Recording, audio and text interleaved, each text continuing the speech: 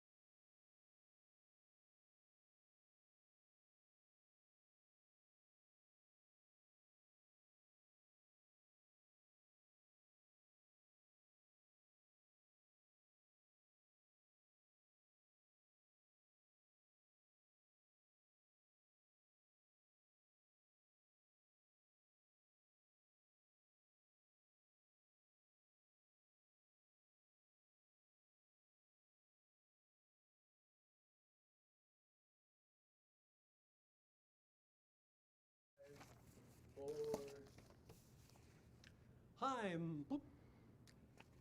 Hi, my name's Dan Fowler. I'm president of the Apartment Owners Association, and I want to welcome you today on this webinar. Hope you get a lot of good ideas. Our goal is that you'll go away with at least one idea that'll help you make and or keep more money than ever before and make your job of managing apartments, especially harder today than before, make that job easier, more profitable, and more fun for you.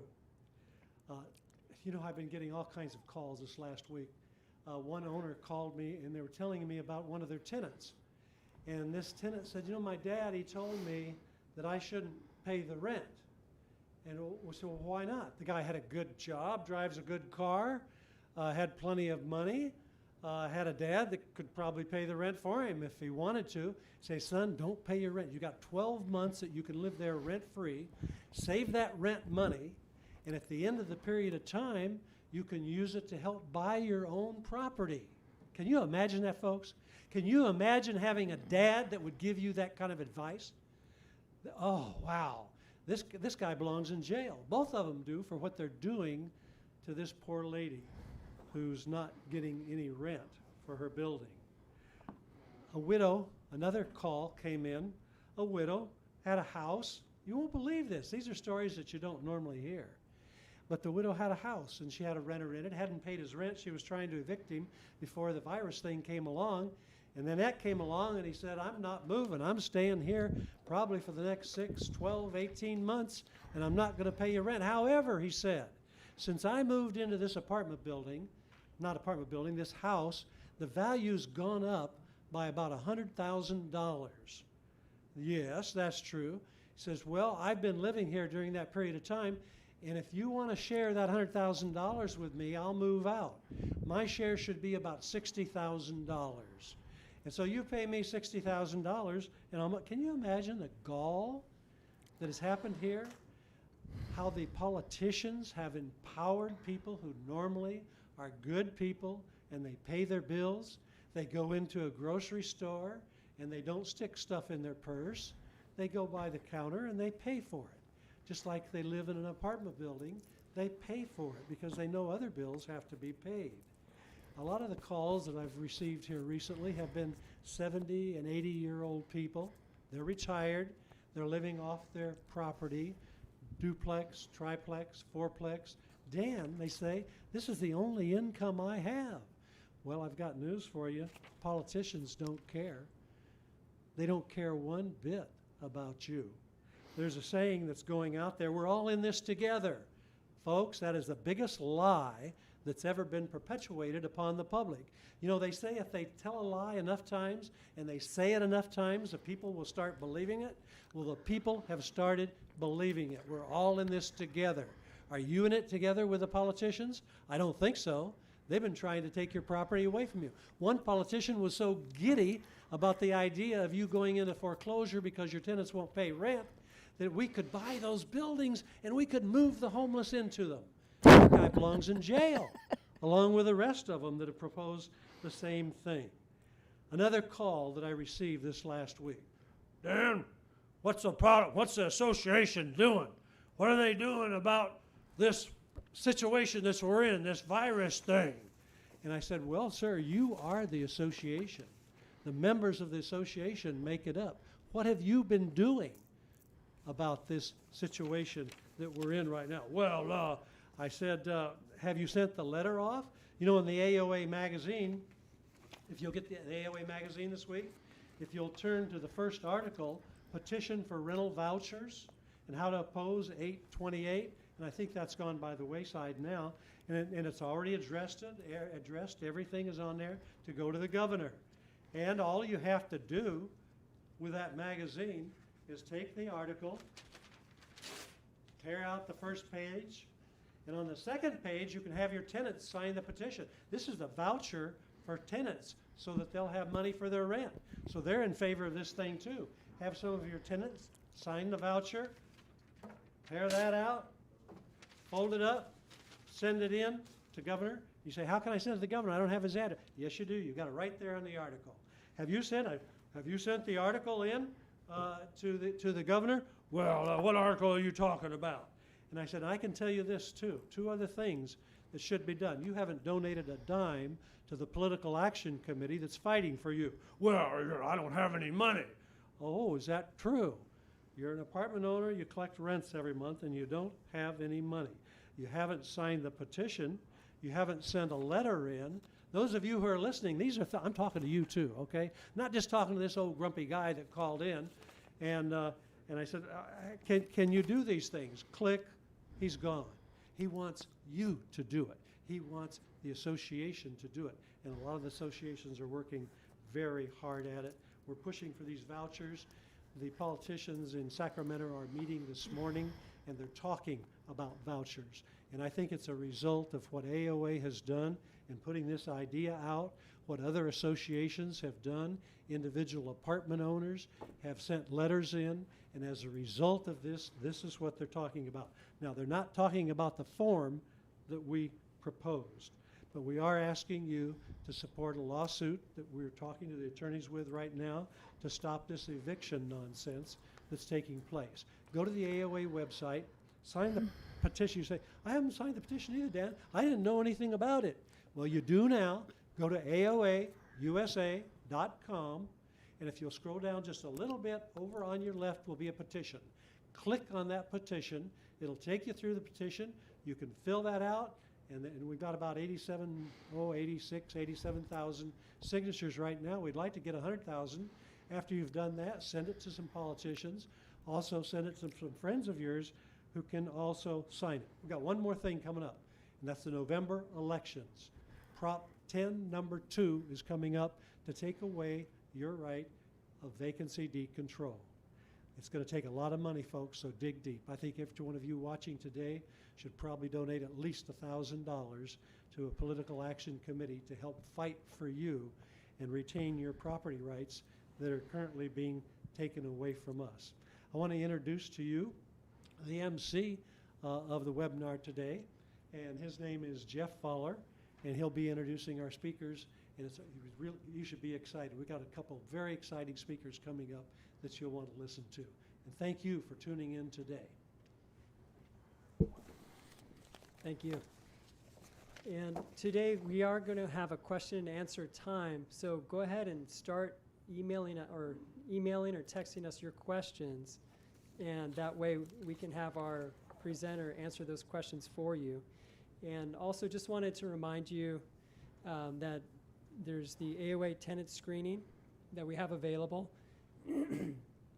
And we have upgraded the criminal searches that we do, and it includes a previous address history, and it also includes an alias check.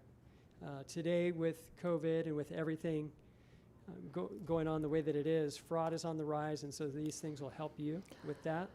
We have the AOA insurance, AOA brokerage, and we also have the debt reporting service. All these different things are available for you through your membership. Also, we want to remind you to sign up for the AOA email alerts. A lot of you are on the website. You're watching this today because you're on it. If you're not, go ahead and sign up for that as well. And today, our first speaker, really, she's a high-powered attorney with the law firm of Dennis P. Block and Associates. She's been an attorney for 33 years and specializes in real estate law. She's done landlord-tenant work throughout the state of California and has written many articles for AOA, taught classes, and lectured. She will cover what you can do when your tenants can't pay the rent. She'll cover deferment, reductions, and forgiveness. She'll also cover AOA's payment agreement and then take your questions. Ladies and gentlemen, it's my pleasure to introduce to you Grace Long. Thank you. Thank you, Jeff. Good morning, everyone. My name is attorney Helen Grace Long. As he said, I've been an attorney over 33 years and exclusively represented landlords. I've worked in several counties in the state of California. I started up north, worked in Berkeley, Oakland, San Francisco. I then moved to LA. I worked in Orange County. I've worked in the Inland Empire for the last 12 years, and now I'm back in LA with Dennis Block's office. Between Dennis and myself, we have over 77 years of experience. So anyway, I'm here today to talk about how to best navigate as a landlord during this COVID eviction moratorium. I don't like to say the word freeze because there is really no eviction freeze. Evictions are still getting processed every day, except not if they're related to COVID-19. So last I heard from my clients, approximately 25 to 30% of their tenants were not fully paying their rent as of April and May. So what do you do when your tenants say they can't pay their rent? Well, obviously, the first thing you need to do is communicate with your tenant. You need to reach out to them because this is going to be to your benefit. Now is not the time to sit back and let your tenant contact you. I agree that many of the local ordinances state that the tenant has to contact you within 7 to 30 days of the rent being late. However, I can bet you dollars to donuts that if they don't contact you and you serve a 3-day notice, that tenant's going to come up with a COVID-related defense. All they have to do is turn on the news right now. Every day a newscast has to do with local protests or tenant rent strikes. Is this fair to you? No. But you must take action. You need to communicate with your tenant. Ask them if they can pay their rent in full or partial.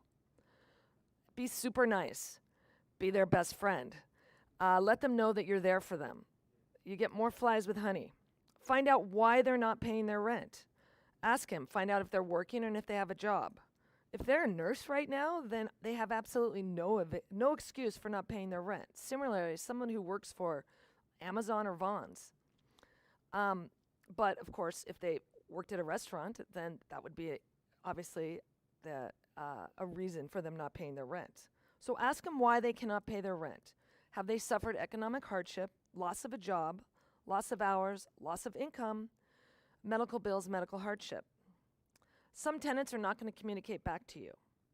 Text them, email, write them letters. Go to your building. Walk around, talk to your tenants. There's nothing wrong with knocking on the tenant's door and trying to communicate with them. Technically, all of the ordinances through the state of California state that they must notify you if they can't pay rent. But unfortunately, that's not always going to happen. Document your calls to your tenants. Text your calls, your text, your emails. Keep it, because later if you do need to evict them, you're going to want to have that information. So if you communicate with the tenant and they can't pay and it's related to COVID-19, you want to try to work out a payment plan. Local ordinances are going to control how long the tenant will have to pay back the rent. A quick review of all the ordinances state that the majority are either 6 months to 12 months to pay back the rent. What does that mean? That means that the rent is deferred. So, deferred, what does that mean? That means that the rent is not forgiven, it's deferred, that they can pay it at a later date. So, what happens when the moratorium's over? Is that rent going to become due? Can I include it in my 3-day notices? No. Because the rent's deferred, they have, as long as the ordinances state, either 6 or 12 months, depending, to pay that rent. So let's say that the moratorium expires May 31st. We can only hope.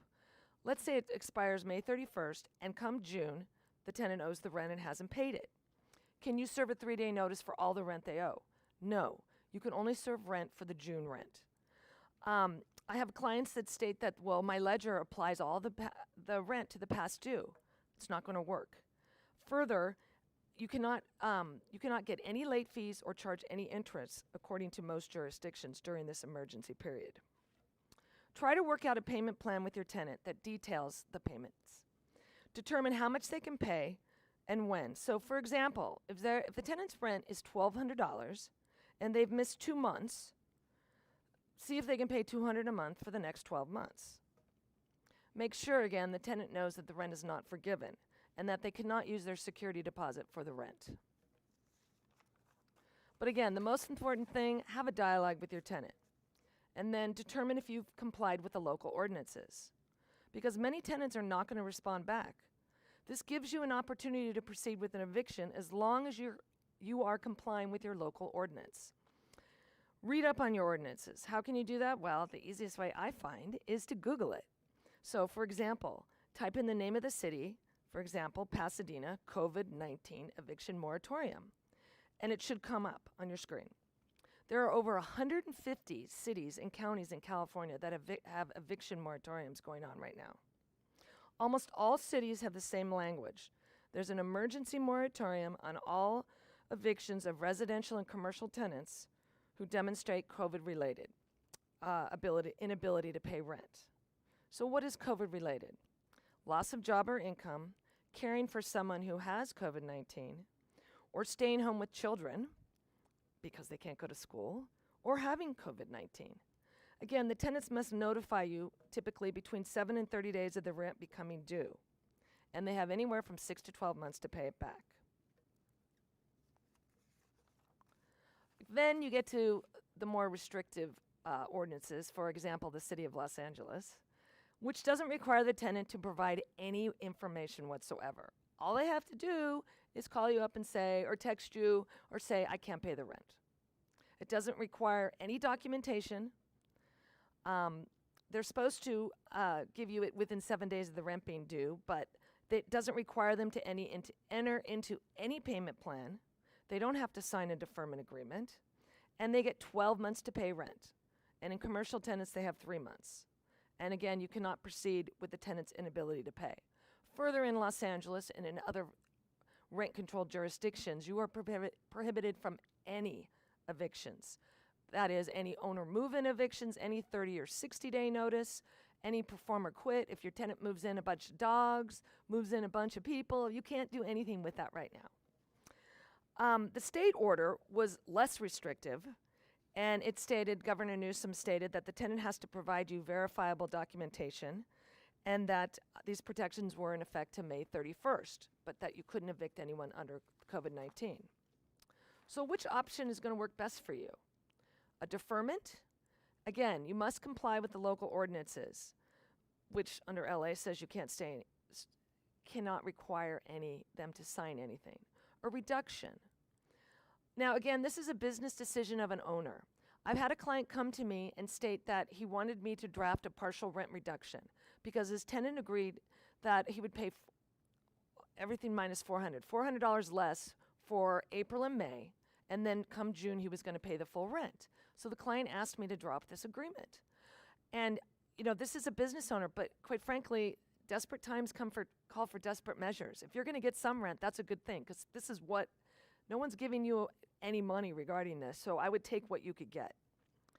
As far as forgiveness, I don't know any business owner that would do that. That's up to you entirely, because you're not if you forgive the rent, you're not going to be able to collect it later. I think deferment is definitely the plan, and that's what the law states right now, that the rent is deferred.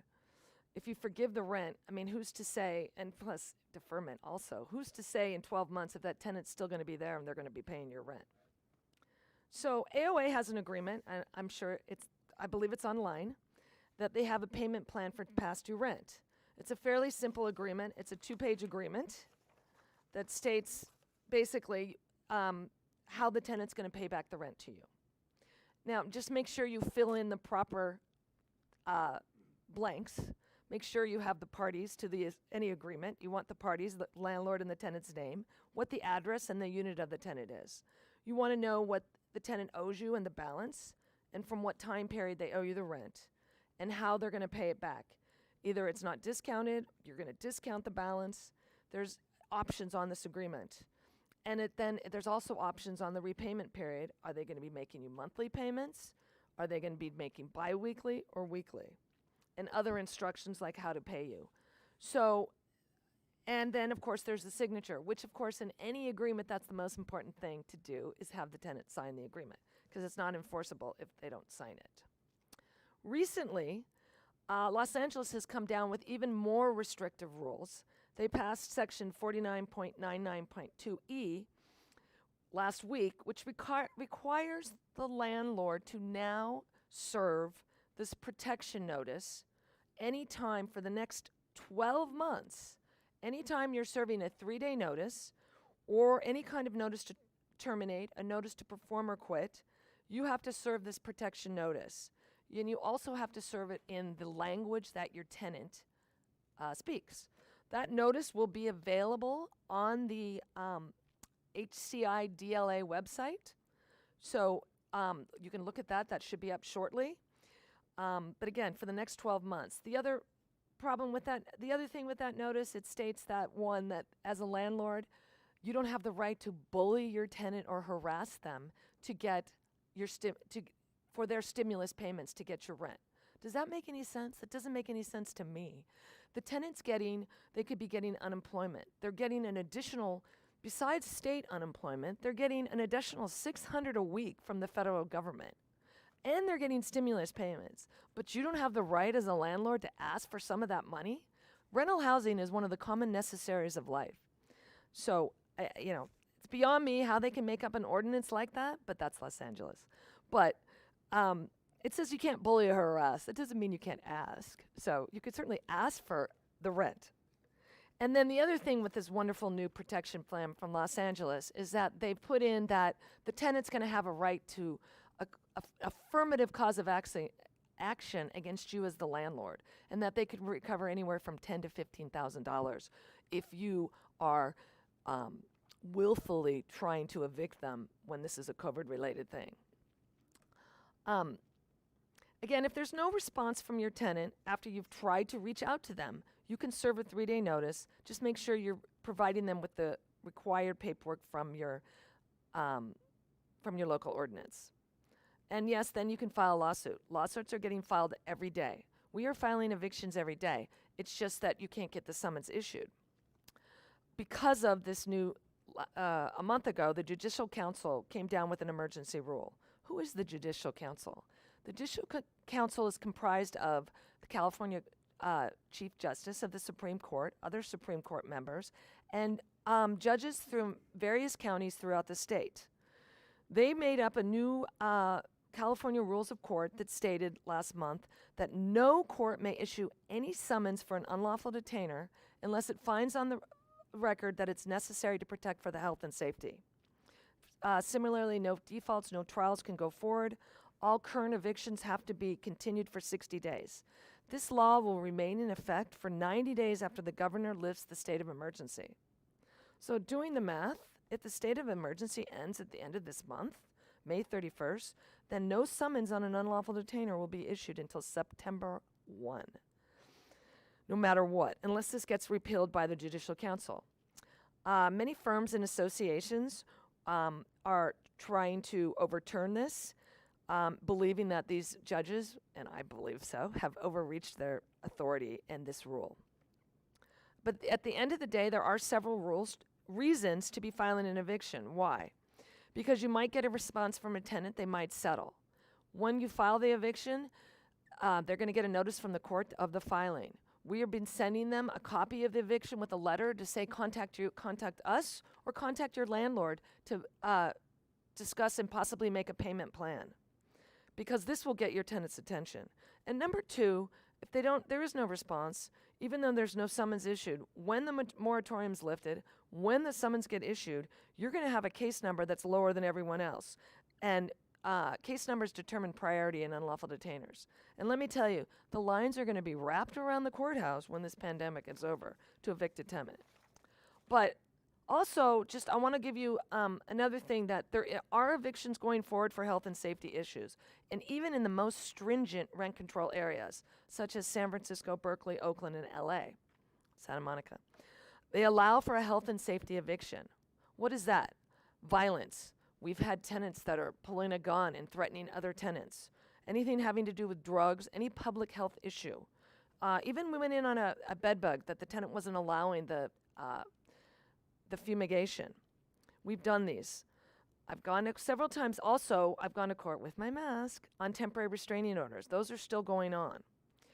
If your tenant's harassing you or harassing other tenants, or the manager, you can file a restraining order. I have a good story that we had an eviction that had been going on for quite a while. The trial date was vacated. It hadn't gone to jury yet. The trial date was vacated, as is all trial dates right now are getting vacated, and to be determined when they're going to be reset, when the courts reopen. And the tenant was harassing my client. Every time my client went to the building, the tenant was stalking her. The tenant was following her around, and the tenant was taking pictures of her. My client was an elderly lady, and that was really severely stressing her. She called me up. We filed a restraining order. We served it on the tenant, and magically, the tenant vacated. That was a win-win. So anyway, if you have any further questions, feel free to contact my office. Our phone number is 800-77-EVICT, or our website is evict123.com. Thank you. I wasn't sure if it was going to be at the end or right now, but perfect. I'm not going anywhere.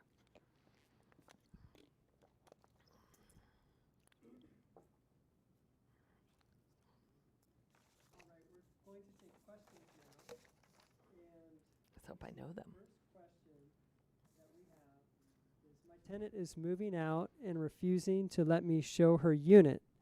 Any suggestion on how I can get the tenant to agree to show their unit? It's a little difficult right now. I've had that with my clients because of this COVID-related problem. People don't want people to come into their units. Anybody that's a real estate agent knows that they're specifically limiting showings of property.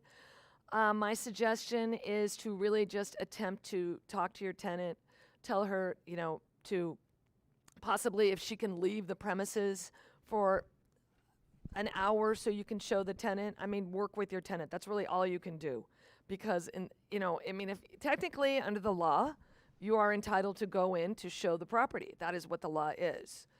And especially if you have a key, you can do so. However, what happens if the tenant doesn't let you in? Well, if you call the police are gonna side with the tenant because of this COVID-related time. So my suggestion is just to work with your tenant to see if they'll let you in. Okay, great. Thank you. Now remember, this is the time for you to email your questions in, and we'll get to those and we'll ask them. So in the chat. Okay, great. So should I have prospective tenants sign a waiver regarding coronavirus exposure to view a vacant unit? I don't know if that's necessary. The coronavirus, I mean, from everything that you've read, I mean, I've had that comes up to questions about whether or not you need to notify your tenant, your other tenants, if somebody had the coronavirus in their building. There's no requirement right now to do that. I'm not sure. I mean, obviously it can't hurt, but the coronavirus, as long as you're having your property clean, there shouldn't be any exposure. The coronavirus only, people are only getting quarantined for 7 to 14 days. So as long as you have the property cleaned or the unit, there shouldn't be any issues. I mean, there's nothing against having a tenant sign one, except I don't think that it's really necessary. Great, thank you. Okay. My tenant has a non-emergency maintenance request. Can I postpone non-emergency maintenance until shelter-at-home orders are lifted? Or am I required to send workers into a unit for a toilet paper holder that fell? A toilet paper holder. You would think that the tenant could do that themselves if they had a screwdriver. But I think that, yes, you could hold off on that. And I think you just need to contact the tenant and say, when the shelter in place is over, we'll send in our handyman. But right now, obviously, unless it's an emergency, we're not sending people in. Unless your handyman doesn't have a problem going in with a mask. But I don't think that it would be necessary. I think that that's something you could hold off on. Okay. There's a leak in my tenant's unit, and they're refusing for my handyman plumber to enter and make the repairs, citing fears about coronavirus. Can they deny access when there's a water leak that causes damage to my property and increases my water bill? I imagine, how did you find out about the leak would be a question. Is it damaging another tenant? I mean, how big is this leak? And I think depending on the severity of a leak, on an emergency basis, you could always enter the property. You can call the police. That is always our suggestion, to call the police to allow you to enter a property. Make sure you have a handyman that has a mask. Make sure you tell them you're going to be doing social distances, but this is an emergency to get in for your property. Uh-oh. I'm noticing some of these questions will also be really good for our second speaker regarding maintenance and some of these things. So he'll also have time to answer questions for you. Here's another question. When should I start a collection on unpaid rent? Is it until the end of the 6 or 12 months, or can it be before that period?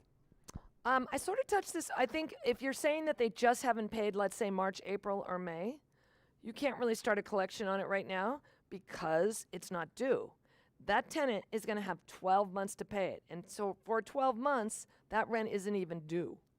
And I think there has been some, unfortunately, some city councils and organizations that are trying to get it that rent's not going to be due and it's only going to be a debt that you would have to file like in small claims. So it depends on what happens at the end of the 12 months. The one thing that's going on with this coronavirus, and everything is really new. Daily laws are coming down the pipeline. Rules are coming down the pipeline and they're changing. So at the moment, right now, that rent will not be due for 6 months or 12 months. So you cannot start collection on it right away. Great. Have a question here. Would you rent an empty unit right now after several thousands of rental improvements to make rent ready? A cost of several thousand of dollars, I guess, is what they're talking about here. If I understand the question, I think basically, are you asking just should you rent to any tenant right now? Would you rent an empty one? Yeah. Absolutely. I mean, this is what you're in the business for. You're a landlord. Your business is to get rent. So if you've done renovations and you have an apartment and you have a tenant that's coming and is going to pay your rent, absolutely. What tips would you offer for that? I think Dennis touched on it last time, but could you share some tips if in this situation, is there any other recommendations you'd have about how you'd go about doing that? About renting out to a new tenant? Right. Well, just make sure that you go through all the AOA, check their background checks, make sure they have verifiable income, and make sure that you get a copy of a bank statement showing that their ability to pay rent. Make sure they have a job and that they're not going to, because here's the problem. I guess this is where people are leading to, as you're afraid that if you rent to somebody right now that next month they're not going to pay your rent. So find out where they work.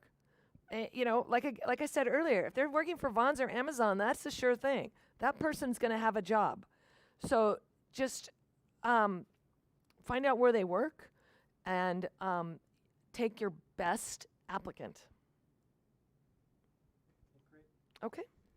Thank you. Here in Oh, LA City, we we're have a not done yet. tenant that hasn't paid rent and won't communicate with us. We haven't filed a 3-day.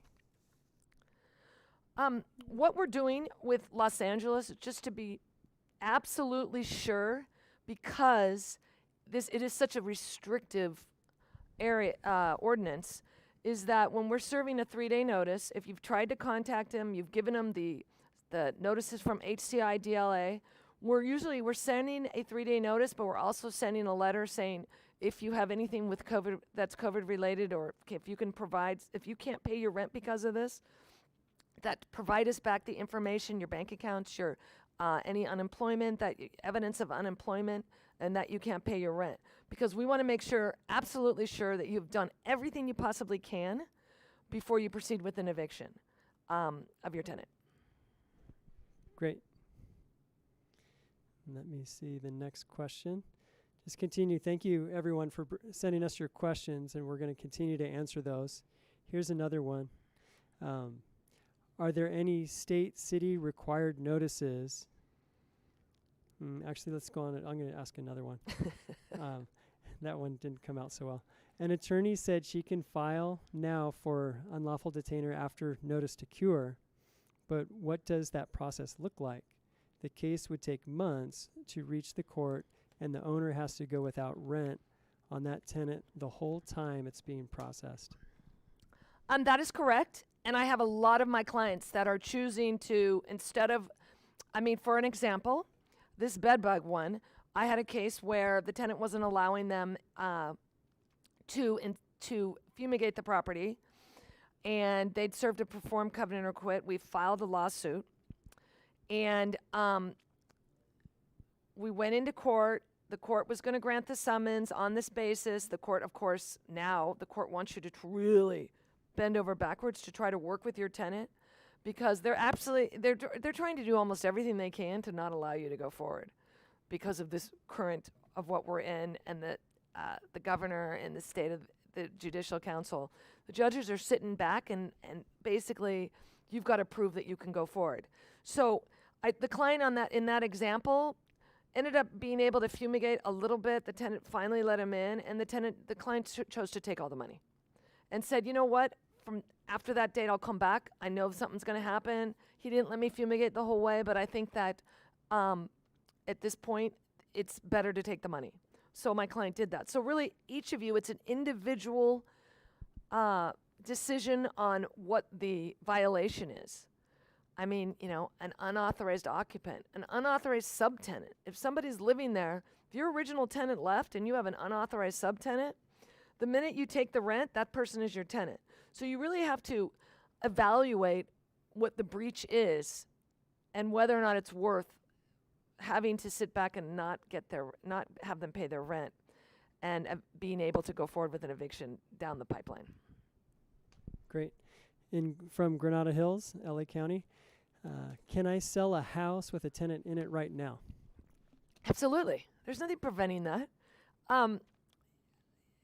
There's absolutely nothing preventing that. I mean, no matter, in Granada Hills, it's a house, then it wouldn't be a rent control property unless there was more than one unit.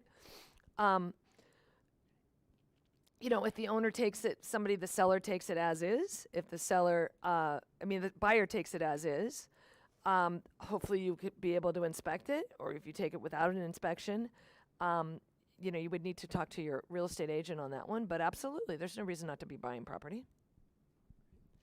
All right, I have a question here. I have a unit with 2 roommates. One roommate has already given a 30-day notice to move out.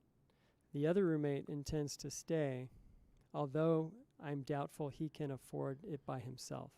Does this situation end tenancy? Can No. I encourage the remaining roommate to also vacate?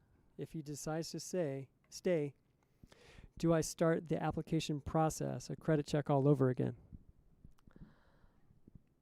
Okay, so it depends on, first of all, what kind of a rental agreement do you have with this tenant?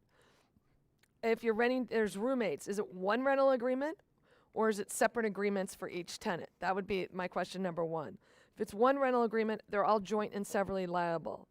You don't have to bring in other tenants. You don't have to allow it. They're responsible. So if one tenant leaves, then that other tenant who's remaining is responsible for the rent.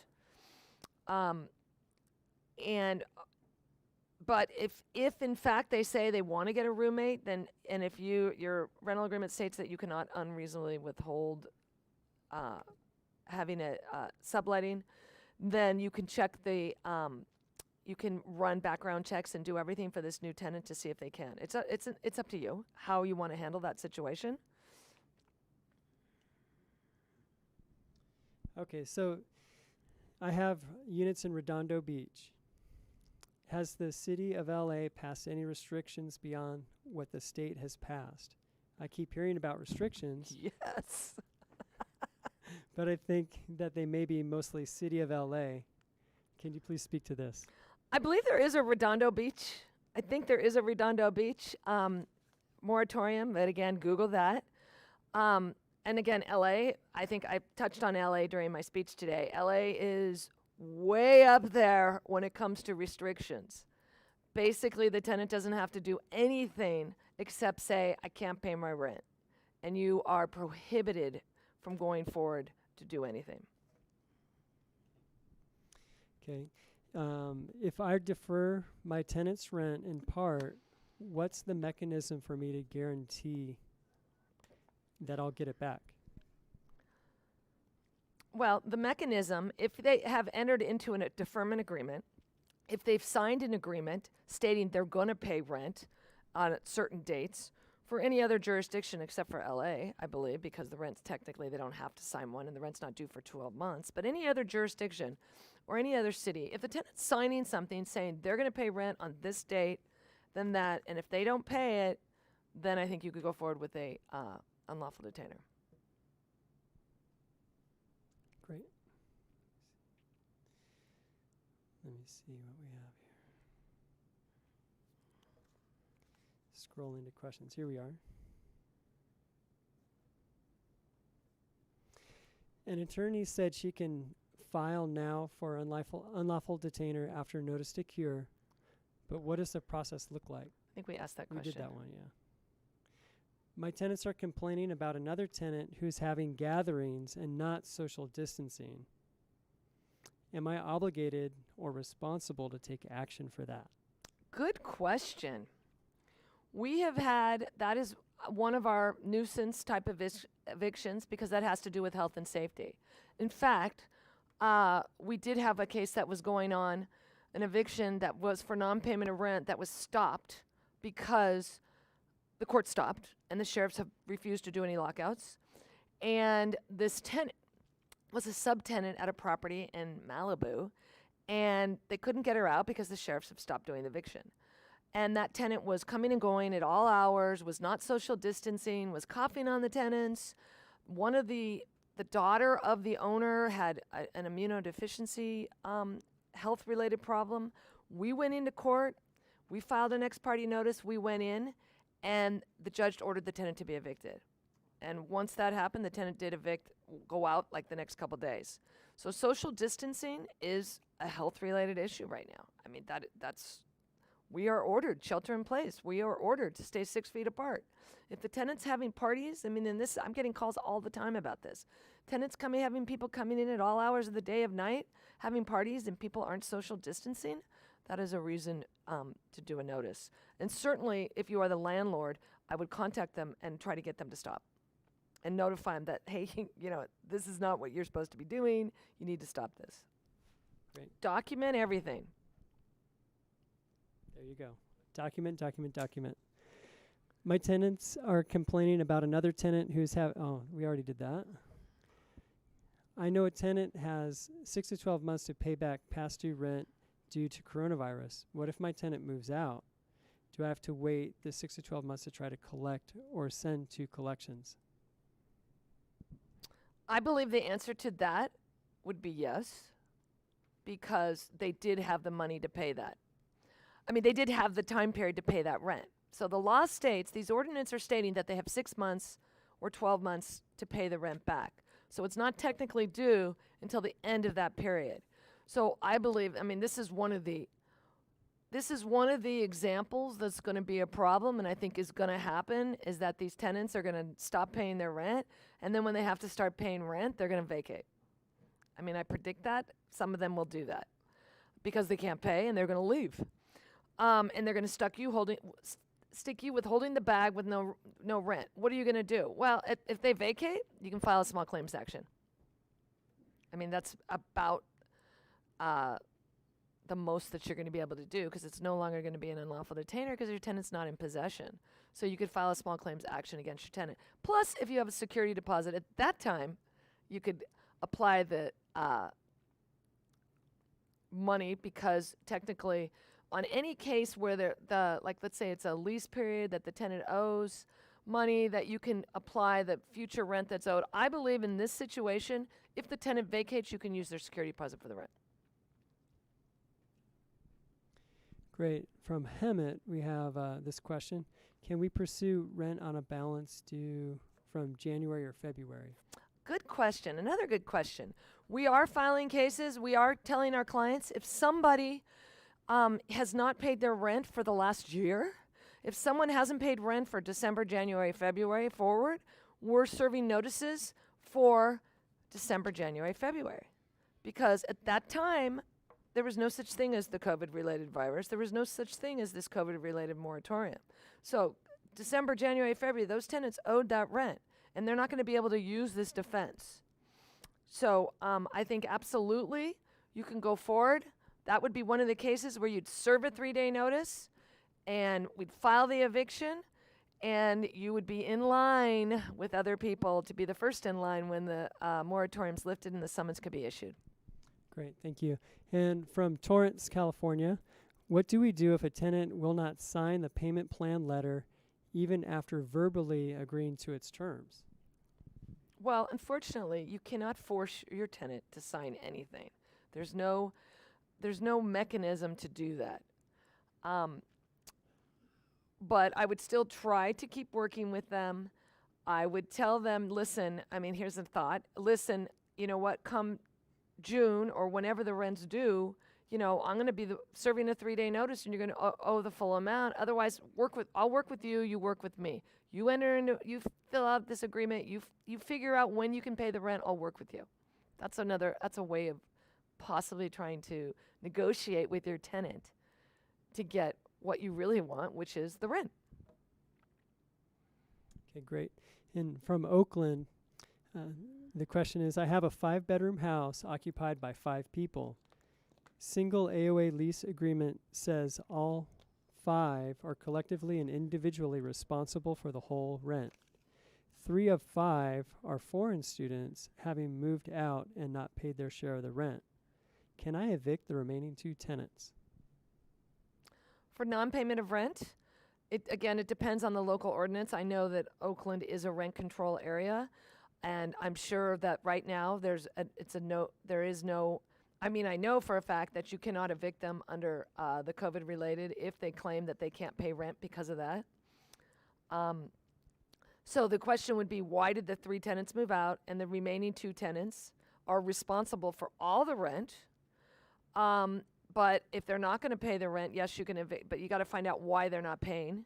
And then again, you have to check your local ordinance and find out if there's forms that you need to serve them or what you have to do. Great. And, you know, we do have a local office in Alameda, and just a shout out to Allison, and she'll be happy to answer your questions also about the specific ordinances there in that area. And from San Mateo, we have a question. What takes precedence on eviction moratorium? State, county, or city laws? They could all be different. I'm sorry, what was the question? So they're asking what would take precedence on the eviction moratorium, state, county, or city laws? Because Well, they could all be different. Well, with Los Angeles County, basically what they've done, the state one is very general and it just says you can't evict, and it applies through May 31st. So at that point, then you're going to the local jurisdictions. So, and those would apply. As far as county, the counties are not in conflict with what the city's doing. The only time, for example, LA County is stating that its eviction moratorium covers all cities that don't have an eviction moratorium. So if you're part of LA County and your local city doesn't have a city ordinance, then you're going to go by LA County. Okay? And so I think for San Francisco County, Alameda County, you might want to check that if you're different cities outside of Oakland or San Francisco. Check those counties. But typically the city is going to supersede any, because they're more restrictive than what the state is. So right now the city ordinances are the ones that are controlling. And then of course then you have the judicial council rules, which are basically superseding everything. Great. And just a reminder, I goofed. It's not an email. Just hit that help button that's at the bottom right part of the screen to send your questions.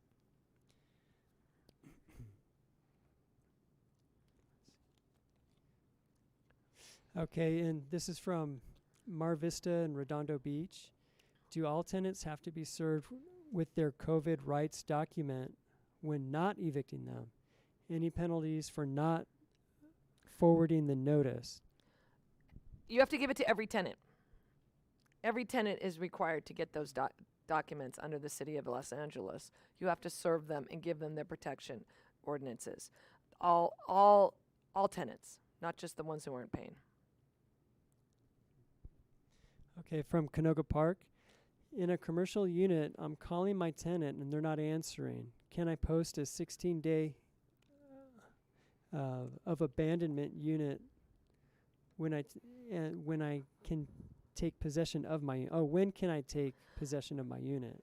Okay, I think you're talking about an abandonment of real property notice. What that comes up is that we've done a couple of those. But that only comes into play if you know the tenant's probably vacated. So if other tenants in the building or have seen them moving stuff out and that there's nothing in the unit and they haven't paid rent, then you can do a notice of abandoned real property. You have to serve the tenant by, I believe, certified mail. You serve them the notice and post it. And after 18 days, you could recover the premises. But they have to be delinquent in their rent for 2 weeks. Now, in LA, they're not delinquent in their rent because that rent's not due. So you couldn't do that right now in these because the rent's not technically due. So the only time I would do it is if you think that the tenant has vacated the premises and moved out. Great. Let's see. Can you use the security deposit for rent not paid in March through May if they move out in June? I thought I kind of sort of answered that. I think that you could technically do that because it doesn't make legal or ethically, it doesn't sound right. So even though the rent's not technically due and it's deferred and they have 6 to 12 months, however, I think they're envisioning that the tenant's staying in the premises. If the tenant chooses to leave, I think that rent, technically it's not due for that time, but you're not going to give back the rent. You're not going to give back a tenant's security deposit. Let's say if they don't have a lot of damage to the property, you're not going to give them back the money if in fact they vacate when they've left owing you 3 months worth of rent. So I think in that instance, it would be appropriate to apply it to the back to your rent. Great. Let's see.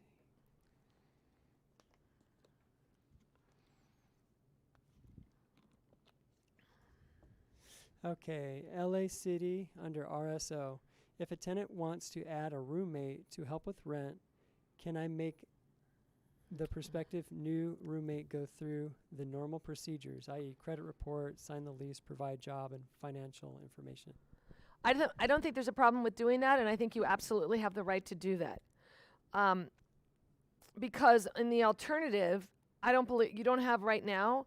If the tenant's saying that, oh, it's COVID related, I need somebody in to help me pay rent, you don't have the right to serve a notice to perform or quit, to have that unauthorized tenant vacate during this time period. You're not allowed to do that if it's COVID related. So the tenant's going to say, you know what, I need that person in there because they're helping me pay the rent. So there certainly is nothing wrong with checking all their background checks and getting all their financial information. Great. If my original tenant brings an extra occupant, when can I start charging the extra occupant? Good question. If that's in Los Angeles, technically, in LA, you can charge an additional $100 for an additional tenant. However, you're forbidden from doing right now any you can't do a rent increase because there's a rental increase freeze in the city of LA for 12 months. 12 months from the date the moratorium's lifted. So does that mean I can't increase the rent? You know, I don't know. I don't know the answer to that question. These are the kind of questions that are going to come up when we go to court, when we get back to court, and every BASTA, EDN, Eviction Defense Network are going to come up with all these kind of ideas of why you shouldn't be able to raise the rent or do something. These are going to be their defenses. So I don't really actually know the answer to that question because I think that's going to be something that's going to come down the wire. But technically, you should be able to increase for an unauthorized occupant. However, the law says you can't evict somebody if they're bringing somebody in for it's COVID related. So I think that's going to be something that's going to have to just be determined. But again, the most important part of what I just said is that under LA, and you need to check all your local ordinances, they have it now that you cannot raise your rent for 12 months. Okay, here's another question. Can I serve a 3-day notice if a tenant is smoking both cigarettes and marijuana in common areas, or is a 3-day notice for that frozen? Well, the notices are frozen for COVID related. So how are we going to say that's a COVID related that they're smoking and or smoking marijuana in the common areas? But I mean, and whether or not smoking marijuana, does the tenant have a marijuana card to be doing it? They should be doing it in their unit. Smoking in the common areas and interfering with other people it's appropriate to serve a notice. Is that enough of a health and safety nuisance in order to go forward with an eviction? Not so sure about that. It depends on how severe and if it's affecting other people. If somebody can't take the smoke and it's affecting the health of another tenant, that could be one thing. But I think that, you can certainly serve the notice, and but I don't think it's going to be able to go in under a health and safety issue, unless it's severe. Yeah. Could you clarify between LA City and LA County? Is there a difference there? There is. They seem to almost mirror each other. I know that the county is, again, for the unincorporated areas of Los Angeles, and then their ordinance covers any city that doesn't have their own ordinance in LA. But they're almost similar, but they don't have the rent freeze yet. But it's basically they are prohibiting all no-fault evictions, just like Los Angeles. Okay. But they don't have the required forms that you have to be sending if you're in LA City. Got it. All right.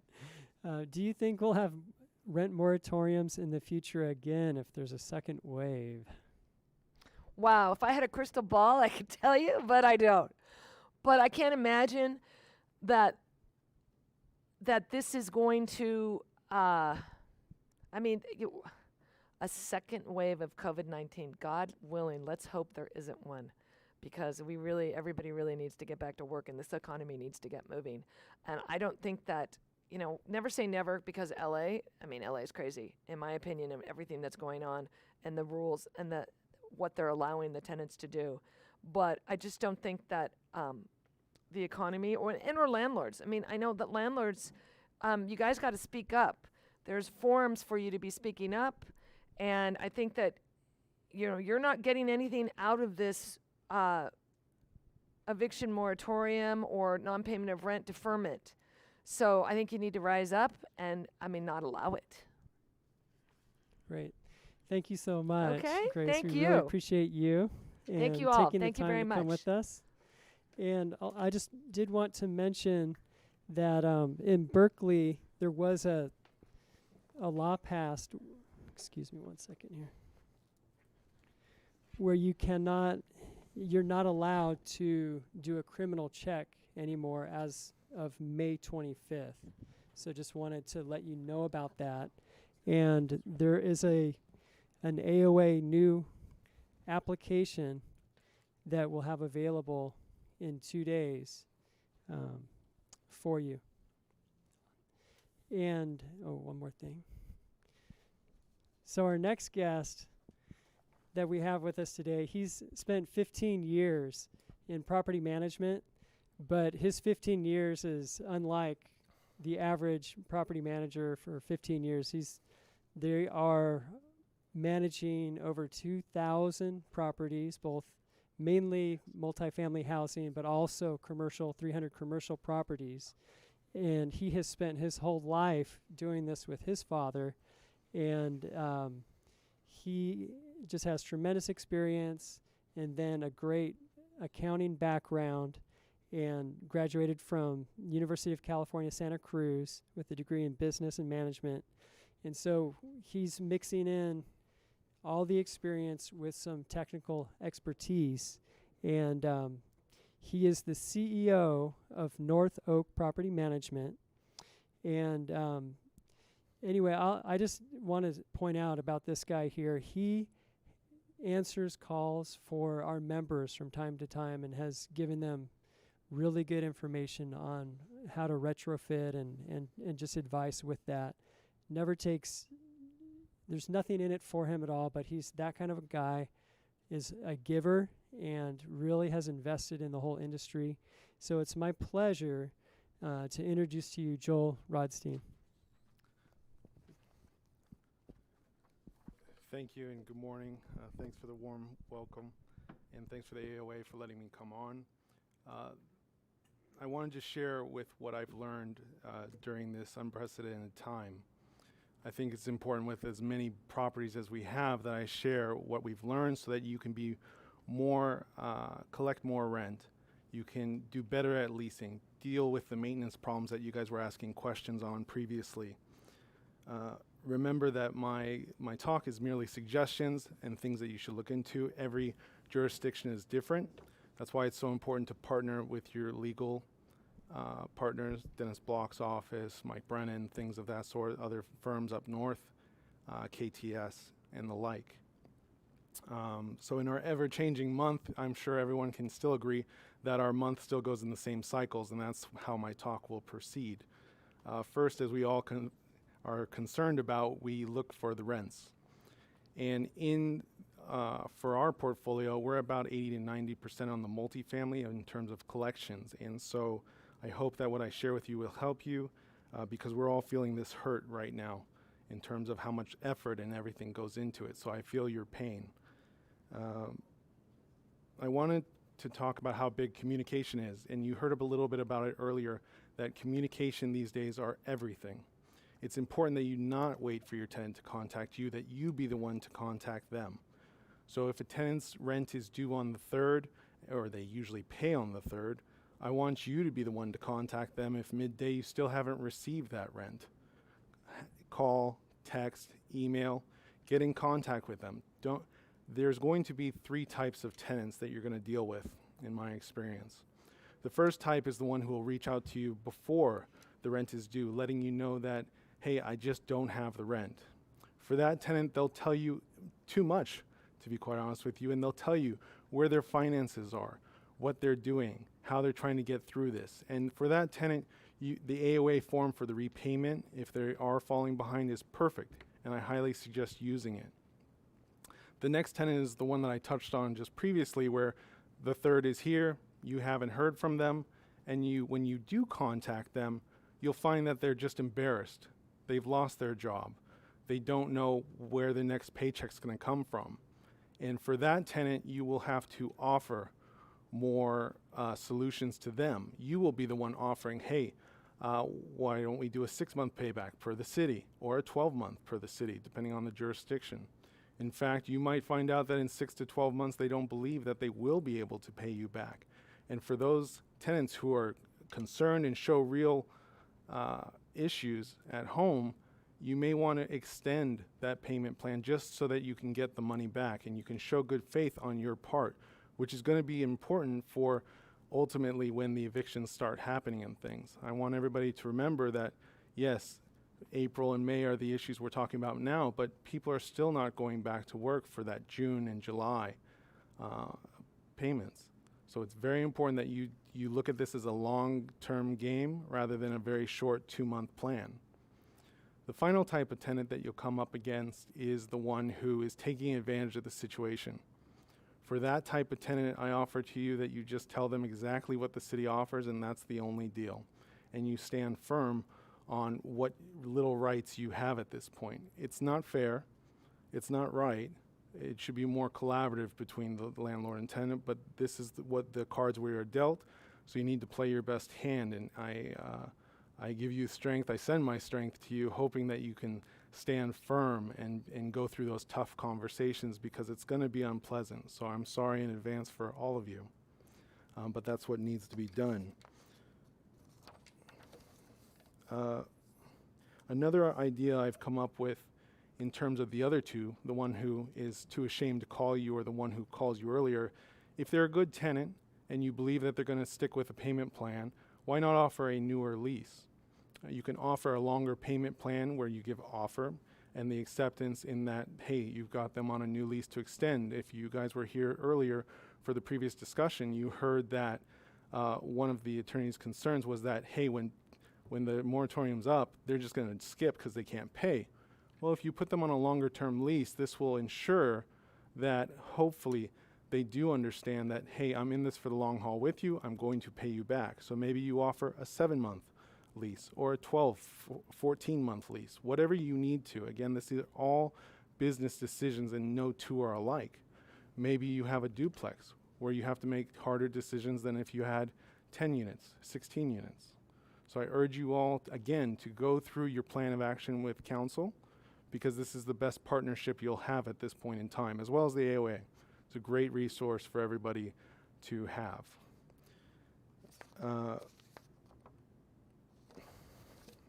The next part after is actually giving tenants options to pay you.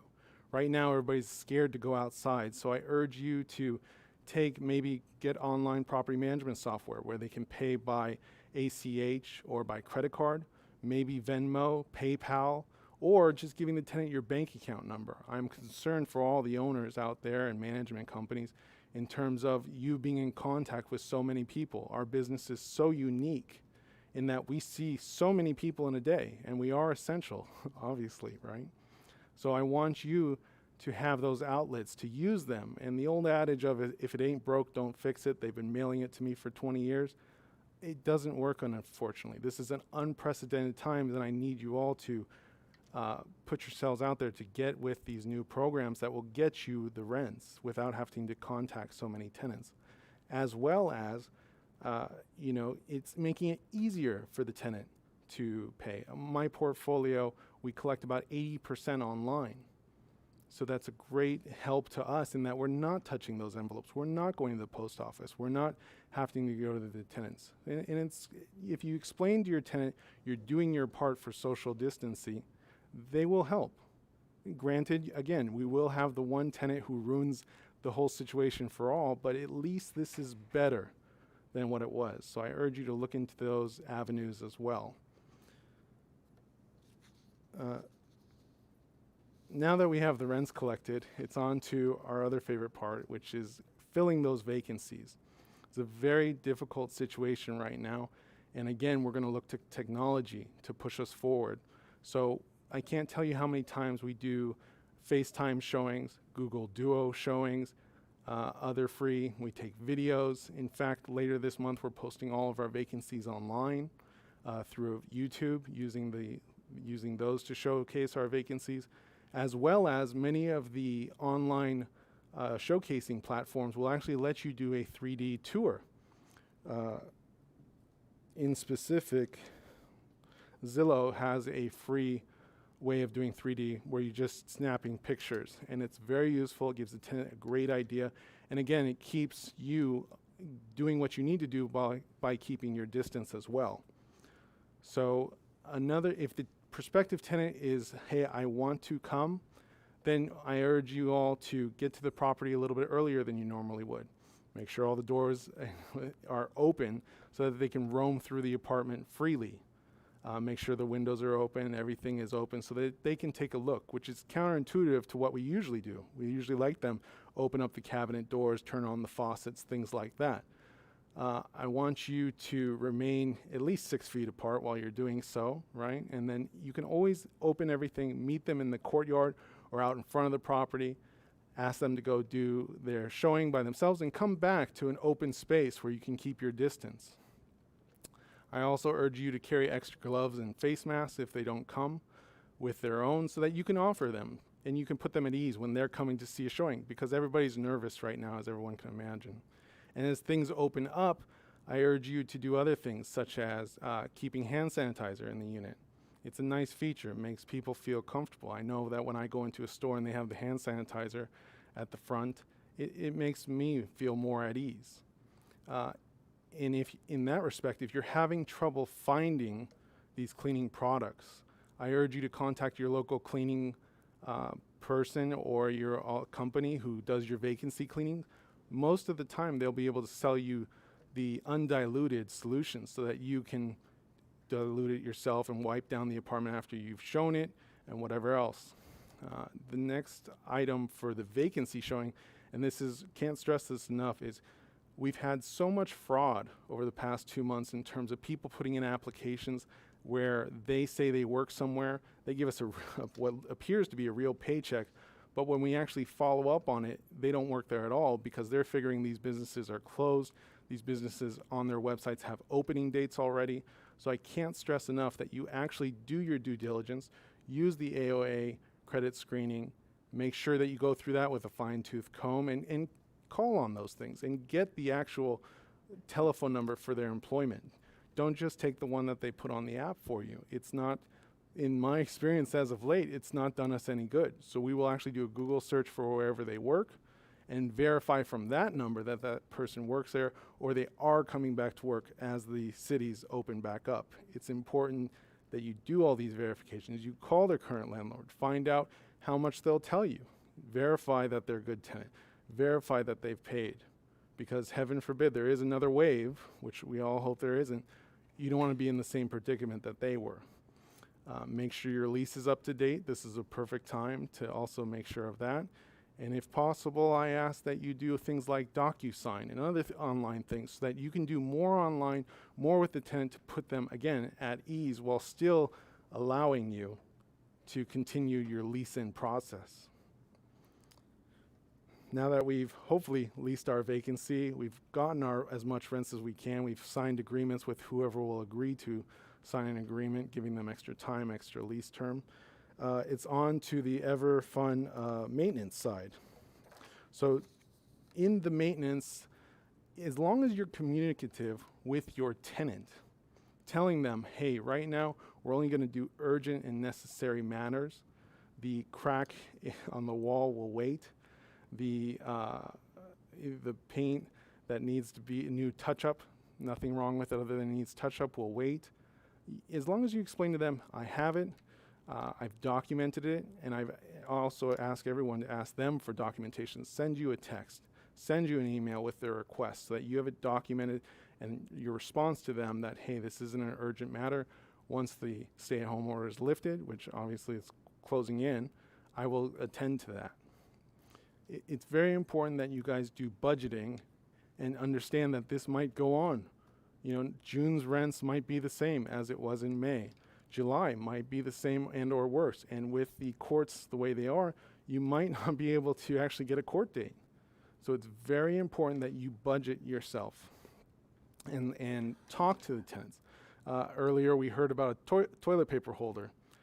If it were me, I'd probably drop off one of the freestanding ones and explain to them, hey, once we're done with this issue, I'll come back and put it on for you.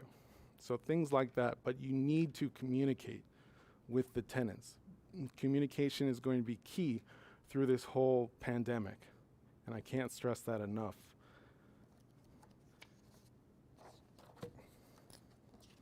The other thing that maybe some of you can take advantage of is obviously things are slow for many contractors. So if you've been waiting on that project, maybe now's the time to bid it out and take advantage if you can.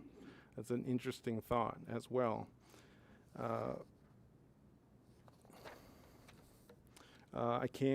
The other thing is, if something is necessary, please do it. You know, that exhaust fan that was pre-COVID was rattling too much, not really sucking up the air in the bathroom that it should have. You probably should get to that because people are spending more time in their apartments. They're taking more showers. They're using the faucets. They're using the toilets. So things that you know will lead to a bigger issue, I urge you to take care of if the tenant will let you. If the tenant, again, earlier we heard about some tenants who would not let the landlord in for whatever reason. Again, communicate with the tenant. Explain to them that you don't want a bigger issue, that you want things to be taken care of so that while they're home, there isn't an issue. And if you communicate with most of your tenants, it will be good. Granted, there are a couple that you, again, will have to get with your legal partner and forcibly get your way in to take care of it. But that's, again, why documentation is so important. And asking the tenant to always put the work orders in writing so that you have a clear timeline and you can prove what's really going on. The last thing I want for anybody is to go through this whole ordeal and at the end of it, you lose because the documentation wasn't correct. So I hope that everybody hears that the messages that I'm passing are communication, documentation, and also being diligent for yourself. You know, everyone's coming into a lot of contact with people, so please be mindful of that.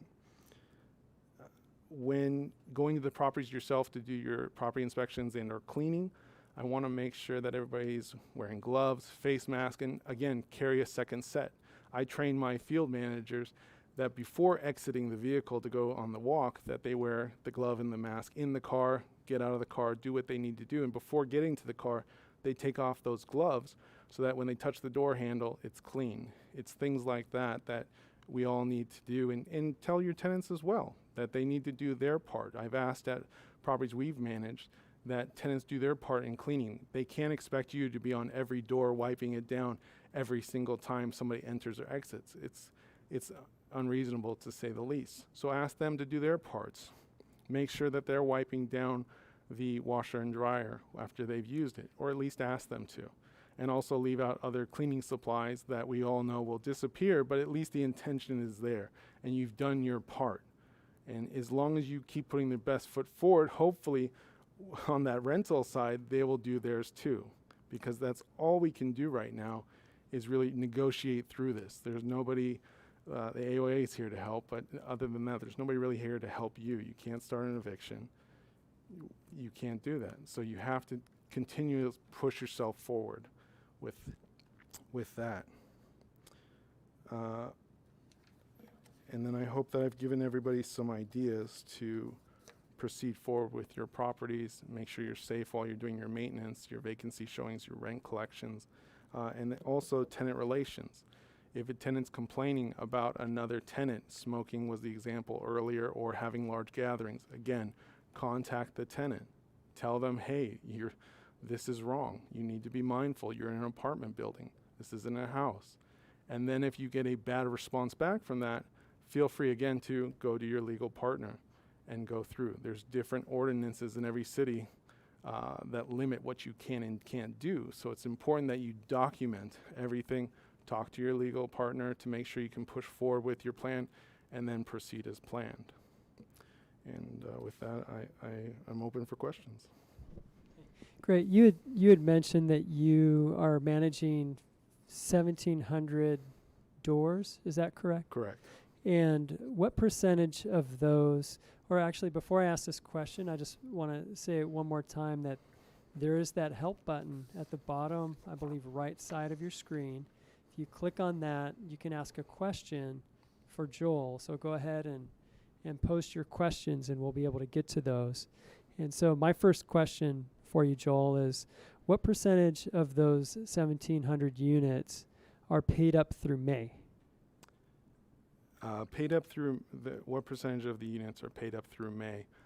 It's about 70 to 80% for the May period. Most of my tenants were in the 90s for April, but May has been a little bit worse and brought us down.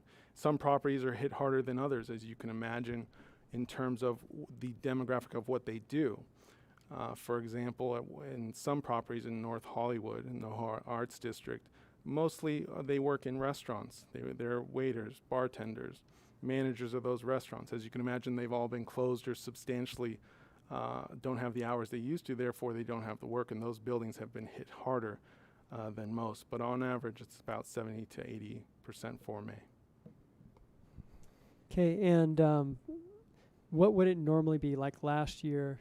You're a numbers guy, you might remember.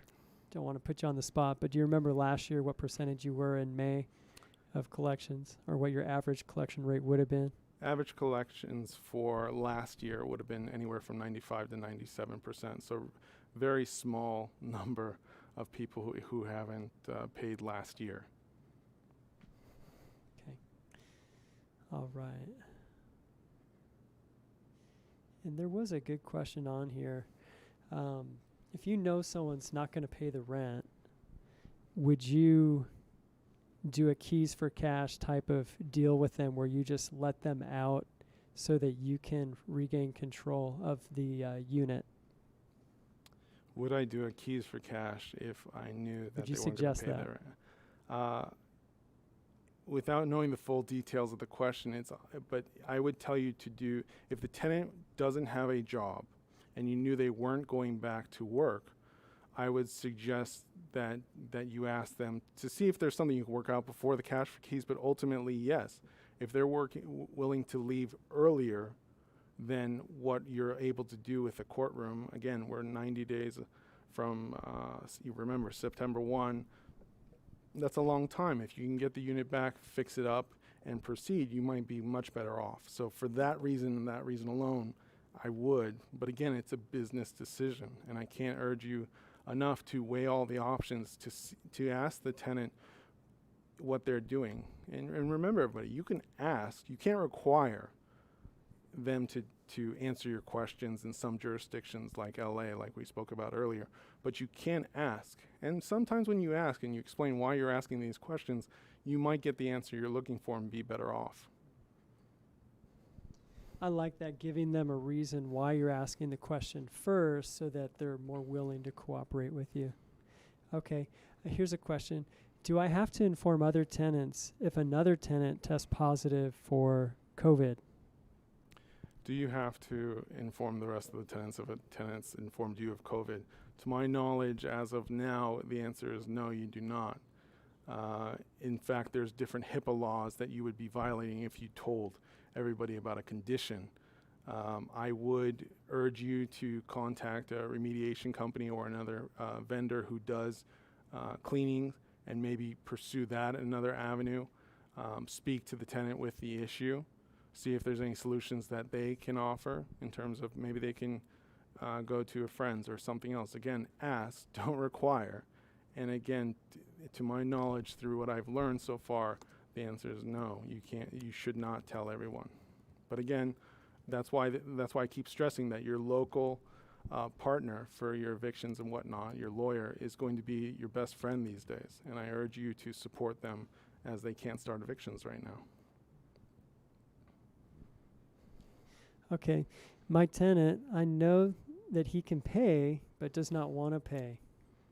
So what does this mean? What's the law? Will he be expected to pay later? And what is the time period I have to wait? the tenants who you know have money, and what is the time period that they have to wait? Well, that is my third option of tenant who's taking advantage of the situation. And for example, I have one in a very affluent area where I've seen his bank statement, and he's only moved in maybe 4 or 5 months ago, and in that bank statement, he had well over $500,000. And he contacted us saying that he's had a substantial loss in income. Again, I explained to that tenant my thoughts, and that I know that I believed that they had the money, and if he had the money, I asked him to pay.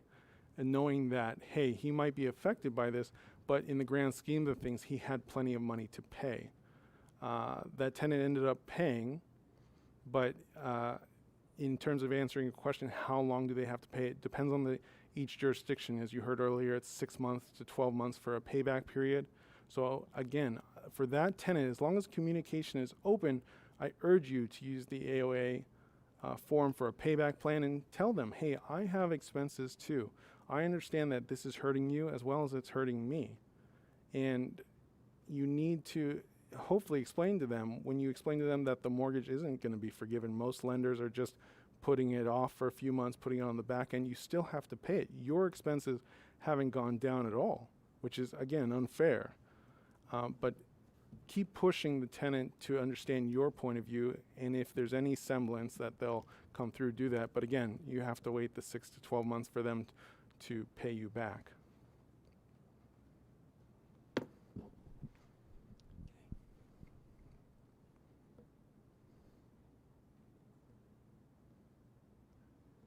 All right. All right. And let's see. Right now I don't see any more questions. If you have, can you hand me some are there any questions that you, can you come and show me some questions here? I don't see it. So I think we have some questions here, but I'm not seeing where they're at. 1 second, please. Okay.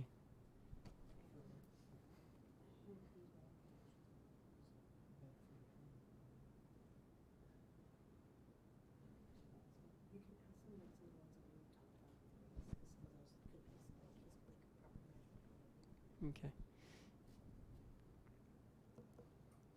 Okay, and then let's see. One of the questions that was asked before, it's been 7 days without rent and my tenant hasn't contacted me. What should I do? What can I do? What would you do in that situation, Joel? This is a great question. What should you do if you haven't heard from any tenant, residential or commercial? At this point in time, I would go post a 24-hour notice of inspection. I would go check to see if they're there or not. If they are not there, and again, it was brought up earlier that if there's other tenants in the building, that you talk to them. I would suggest calling them. But if you happen to see them, keeping your social distancing, make sure to ask them, hey, have you seen this tenant? When's the last time you saw it? And again, document that. And once you see that they are not there, I would post that notice of abandonment. Again, checking with your attorney to make sure that you will be able to proceed with that. But yes, I would follow the steps just as if nothing were going on, because I do believe some tenants will start skipping. So it's important that you keep looking and keep vigilant, as hard as it is, these days. Great. Thank you, Joel. Are there any last thoughts or recommendations, maybe some things that you left on the table that you would like to share before we go? No, I pretty much covered everything. I thank everybody for their time again. Was there anything that that maybe surprised you, or that you would do differently from what Grace Long would do, or anything you'd want to add to any of the things that she said? Anything stick out to you? I would stay firm on a lot of things and keep talking to tenants and documenting everything. I would make sure that everything that you ask for is in writing, that they want the toilet paper holder to be repaired. Get it in writing. Respond in writing, because right now people are getting very desperate, and your rights have been taken away. So the only thing you can do is protect yourself as well as possible. And for that reason, it's, in terms of the tenant not paying the rent, the roommate situation where one wants to leave and one doesn't. Again, documented everything. Explain to them that that they are conjointly, responsible on the lease. Stand your ground, as uncomfortable as these times will be. And it's only going to, in my opinion, going to get worse over the next 30 days, and then hopefully things start picking up as people get paychecks. But it is going to be a difficult time to own. It's been a difficult time, but it's going to continue to be. And for that reason, I say stand your ground, know your rights, contact the AOA to learn more, which is very important. Great. Thank you, Joel. Thank you, everybody, for joining us. And we're going to sign off now. Thank you very much.